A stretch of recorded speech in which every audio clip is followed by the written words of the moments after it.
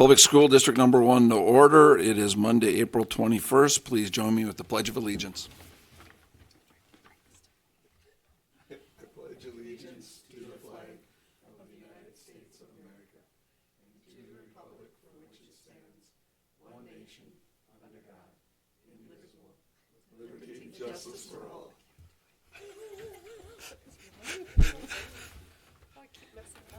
Thanks, everybody. Moving on to approval of the agenda. Is there any changes to the agenda? Dr. Bitts? I do have one new business, letter D. I have a new contract that I'd like you to approve for Brenda Ray, W-R-A-Y, special ed teacher at Mandan High School. All right. Any other changes? All right. What are the wishes of the board? I would move that we accept the approval, or we approve the agenda with the one change or addition. We have a motion and a second. Any further discussion? Seeing none, please call roll. Yes. Yes. Yes. Yes. Yes. Yes. Yes. Next item is public communications. Anybody in the audience wish to address us? Seeing all head shaking no, we'll just move on. Next item on the agenda is administrative report, update on the online auction at Old Mandan High School. Mr. Legacy. Yes, good evening, school board. Just a quick update for you. We have some dates from McLaughlin Auctioneers for our auction. They will be back on site May 7th to finish cataloging the auditorium items since the last performance in there is May 6th. That'll take them a day or two. And they are planning on launching the auction on May 14th or May 15th. It will close May 28th, and then we'll have item pickup May 29th through the 31st. So we are getting very close to that process, getting going. Mr. Legacy, I think there was going to be an open house where people would be able to go in and look at it. Did that go away? I did not get a date from Dave today, but I will. They know they need to get that as part of their marketing. They want to have an open house so people can walk through. Okay. I just thought as we were going through it, if we had that date, we'd throw that in. I do not have it yet. Any questions? Do you have any questions for Mr. Legacy? Looking forward. I look every once in a while for it out there. So, Yep. Well, then we'll move on. Mandan High School construction update. Mr. Legacy. Yes, we are getting very close. It's exciting. I think we're all ready for this project to be done. Just in the auditorium today, the auditorium seats are nearly finished with install. There's a few left that have to get the seat bottoms in, but we're within a day or two of the seats being done. The stage floor is close. A few pieces left there. So we are at the very, very end stages. All that we have left is the theatrical lighting and the acoustical shell. Those are scheduled to be done within the next 2 weeks. We have staff training lined up from those companies the week of May 5th, and so we have to hit those dates. Our first performance is scheduled May 12th. I believe that's a choir concert, and we've been told that we'll be in there on May 12th. So it's exciting. It is a beautiful space. I'm excited to show it off. Yeah, it's exciting. I was in there a couple meetings ago. I mean, it's a nice area. So any questions on the update? Be nice to get this off of our listing here of Mandan High School construction update, right? Definitely, yes. Thanks for all you guys do on that. I know it's been a long process. Moving on then, free and reduced lunch numbers. Dr. Bitts. In your packet, you can see the free and reduced lunch numbers for the district and then for every school in the district going back from August through the month of March. You can see that we're actually trending up. At the beginning of the year, we had about 34% of our students that had qualified for free and reduced lunch, and we're now just over 36% that qualify for free and reduced lunch. One thing I wanted to talk to you about is Becky Heinert, our child nutrition director, came and was visiting with me, and currently we have 2 schools, Mary Stark and Custer, because of their poverty rate, that all students that attend there qualify for free breakfast and free lunch. DPI is a program where we could pool 2 other schools, Lakewood and Roosevelt, with these 2 schools. We would get a lower reimbursement rate, but it's not much lower, and it would also have us serving more kids because Lakewood and Roosevelt have higher enrollments than Mary Stark and Custer. We've done the math. We've run several different scenarios, and almost guaranteed we're going to come out with more money. Worst case scenario will be even money, but we'll be helping the families in all 4 of those schools out. So we plan to, next fall when we come back, students that attend any of those 4 schools would get free breakfast and free lunch. I can answer any questions on that or on any of our free reduced percentages if you have a question on it. All right, any questions on that? All right, not seeing none, not hearing anything. We'll go to the legislative update. We're getting down to the end. I think won't be this week, but I believe early next week, by mid next week, I think they plan to be done. I think they want to save some days. A couple highlights, school funding. Right now, the House passed it at a 2% increase in the per pupil payment each year. The Senate has upped that to 3% each year. We're hoping the Senate numbers prevail. That is going to, it's in conference committee right now, and we believe the Senate numbers of 3% increase in the per pupil payment will be passed each year. That's what they'll agree on. Property tax relief, I think, is going to be the last thing they get done. Right now, it's in conference committee. Again, I think it's going to be a combination of a primary tax credit on our primary residence. I think the House right now is at $1,450 per residence. The Senate is at $1,250. I'm not sure where they're going to end up. And then there's also talking about House Bill 1168 is the mill buy down. I think it's right now is a 10 mil buy down, but that hasn't passed yet. So I'm not sure. I think it's going to be a combination of the two, and I think they want to give us as much property tax relief as they can with the dollars they've available. But it's anybody's guess how that's going to turn out. Education savings accounts. There's still 2 bills left. House Bill 1540 has been passed by the Senate. It's been the amendments the Senate put on, the House agreed to today. So that's heading to the governor for his signature. Basically what that would do is families at 200% or below the federal poverty level would get $3,900 to use for private school tuition. Families between 200% and 400% would get $2,200. And then if they appropriated about $21 million, and if there's any dollars left over, other families would be eligible for $1,100 for tuition. And then the other bill out there is Senate Bill 2400, which is Senator Axman's bill. They were going to make some changes to that. It did not get out of committee today. That's going to be voted on later this week. It's got an over $100 million price tag the way it is, so I have a hard time believing that one is going to pass just with the financial constraints they're working under right now. And then finally, cell phone. There's still 2 cell phone bills out there. 1160 has passed in both houses, and I think they're going to have a signing by the governor in one of the Bismarck schools this week. We're hoping that 2354 is the bill that whatever one he signs last is the one that takes effect. I guess we're a little concerned with collecting 11 to 1,200 cell phones every day and locking them away, keeping them secure, and then giving them out that night. We have kids that start first hour, second hour. We have kids that end fifth hour, sixth hour, seventh hour, and I think it would just be a logistical nightmare. I was telling one of the senators, I said, think about going to church with 800 people and everybody having to check their cell phone in before church and pick it up after church. That's what you're asking us to do. I don't have any problem saying, leave it in your car, leave it in your bag. We don't want to see it at all. But it gets really hard when you have to, it's just going to be a logistical nightmare to collect that many cell phones every day. And that's all I have in the legislature. If you have any questions about what I talked about or any other bill, I'll try to answer them.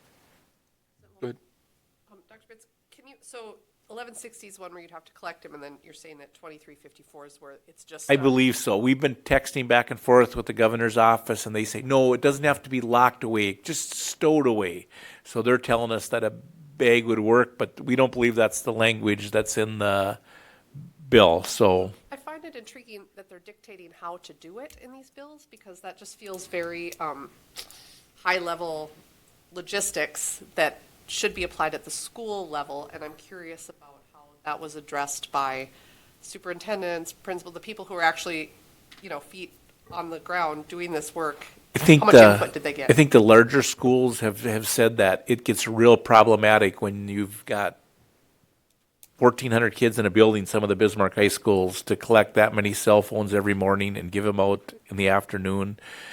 You could do it in the classroom, but kids don't always end where they begin. And in Bismarck, they travel to the Career Academy, and it just gets real cumbersome to try to administer that. Okay, well, thank you for. We're praying for flexibility. Yeah, I'm glad that you've made your voice heard, and hopefully they will listen. Anything else? Go ahead. So with those bills then, what are the consequences if we do not follow it, or the students have the cell phones and? We always follow the law, or we try to. I always say, they always talked about consistency, and I always say, I understand consistency, but 4 of us can be pulled over on the interstate going 83 miles an hour, and one of us can get a warning. The next one, he can say, I'm going to knock it down to 79 so you don't lose any points. And he's going to give me the ticket for 82 miles an hour, and I'll lose the points and pay the fine. I think there's always that flexibility in there. I hope it is. I mean, when you have thousands of teachers across the state trying to implement it, I think they're going to do their best, and we're going to follow the law, but there's always going to be some discretion involved. All right. Any further questions? I have a question regarding ESAs, the education savings accounts. Do you know who's going to manage those? I think the Bank of North Dakota is, and I think that's one of the things that's been problematic. When you listen to the representatives from the Bank of North Dakota, they say this is outside of their area of expertise. I don't think they wanted this. They said the bill sponsor never came to them about this, but they're the Bank of North Dakota, and if the legislature tells them they're going to do it, they will do the best they can. But they were a little concerned about getting it all implemented. One of the trade-offs they made is on House Bill 1540 is they're going to give them a year to get it right. It will not start until 26, 27. Thank you. Any further questions? Hopefully by the next meeting you give us a final update. That would be great. All right, moving on to the consent agenda. And the consent agenda tonight, review and consider approval of previous board minutes from April 7th, 2025. Review and consider approval of March 2025 bills and the revenue and expenditures. What are the wishes of the board? Make the motion to approve the consent agenda. We have a motion. We have a second. I'll second. We have a motion and a second. Please call roll. Yes. Yes. Yes. Yes. Yes. Yes. No, we have no unfinished business, so we'll go right to new business. Under new business, we have review and consider setting the polling location for the June 10th school board election. Mr. Legacy. Yes, we are the only local election on June 10th this year. It's our custom in those years that we set the Brave Center as the polling location for the school district. I would ask that you do that again. All right. What are the wishes of the board? I would move that we you mainly need the polling place. We just need to set the polling Yep. location. Yes, that's it. That's requirement by law. We set that by May 1st this year. So. And I would move then that we set the polling place as the Brave Center. All right, we have a motion. We have a second. We have a second. Any further discussions? Seeing and hearing none, please call roll. Yes. Yes. Yes. Yes. Yes. Yes. Yes. Next item on the agenda is review and consider approving an extension to the real estate agreement to sell the lots surrounding the Mandan High School. Mr. Legacy. Yes, included in your packet is the original agreement that we signed with Knutson Commercial Development to market the properties around the new high school. Cam and his team have done a nice job for us. We've sold a portion of that property, but we have come to the end of the original agreement, and we do need to extend this for another year if you so choose to do that. There are no changes from the original agreement. It's still the 5% fee paid to Knutson Development Otherwise, it is the same that we have agreed to in the past. So I'll stand for any other questions. All right. Any questions? My only question would be is, would you recommend going with them? I would, yes. They've done a nice job. They've marketed it pretty well.